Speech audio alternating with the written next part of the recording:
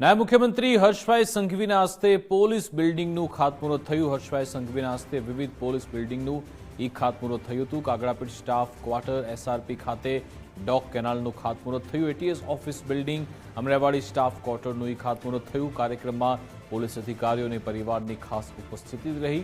Vaishno Devi circle પાસે ખાતમુહૂર્તનો કાર્યક્રમ યોજવામાં આવ્યો હતો।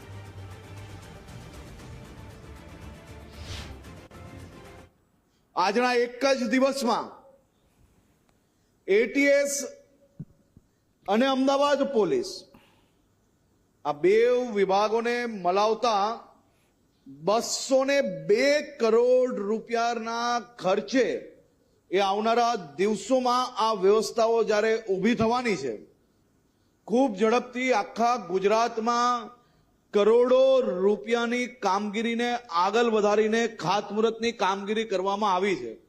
અમારા મંત્રી શ્રી છેલ્લા 1 મહિનાથી આખા ગુજરાતના તમામ જિલ્લાના પ્રવાસે નીકળ્યા છે અને પોલીસ હાઉસિંગને લાગતા જે કોઈ વિષયો હોય તે ખૂબ સારી રીતે એનો નિકાલ લાવી રહ્યા છે।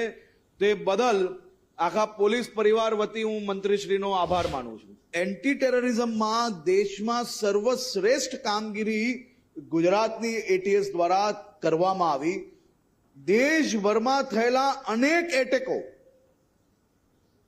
હું ફરી કહું છું કે દેશભરમાં થયેલા અનેક આતંકી હુમલાઓમાં અનેક આતંકીઓને પકડવાનું કામ ગુજરાતમાં બેઠેલી એટીએસ દ્વારા કરવામાં આવ્યું। માત્ર ગુજરાત રાજ્યને સુરક્ષિત રાખવાનું કામ નહીં, પરંતુ દેશભરના અનેક હુમલાઓમાં ભાગતા ફરતા થયેલા હુમલાઓમાં તાત્કાલિક કામગીરી કરવામાં એટીએસે ક્યાં પ્રત્યક્ષ રૂપે કામ કર્યું છે, ક્યાં પરોક્ષ રીતે કામ કર્યું છે અને આપણે સૌ એના સાક્ષી બન્યા હતા। તે બદલ બી હું એટીએસની ટીમને અભિનંદન આપું છું। અનેક આતંકી સંગઠનો જોડે જોડાયેલા લોકો દ્વારા મારા દેશના, મારા રાજ્યના યુવાનોને કટ્ટરપંથી બનાવવાનો પ્રયાસ કરવામાં આવ્યો। હેવીલી રેડિકલાઇઝેશન જોડે આ ભણેલા ગણેલા તો ખરી,